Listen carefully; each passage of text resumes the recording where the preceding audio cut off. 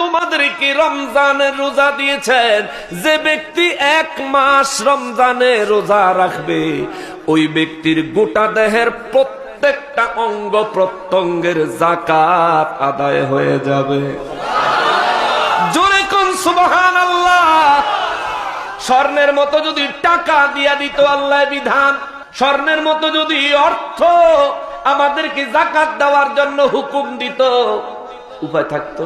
যদি কইতো হাতের যাকাত দিবা পয়সা দিয়া, পায়ের যাকাত দিবা পয়সা দিয়া, চোখের যাকাত দিবা পয়সা দিয়া, হার্টের যাকাত দিবা পয়সা দিয়া, লিভারের যাকাত দিবা পয়সা দিয়া, যদি বলতো কিডনির যাকাত দিবা পয়সা দিয়া, এত পয়সা কি আছে?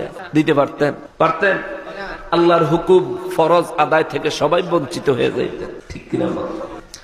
মায়ার নবী রহমাতুল্লিল আলামিন বলেন, সাহাবীরা রে, ও সাহাবীরা, রব্বুল ইজ্জত রোজা রাখার বিধান দিলেন। কারণ হলো, যে ব্যক্তি রোজা রাখে 11 মাস তার যেই দেহটা লইয়া সে চলাচল করে, এই দেহের যাকাত 1 মাস রোজা রাখলে আদায় হয়ে যায়, আদায় হয়ে যায়, আদায় হয়ে যায়।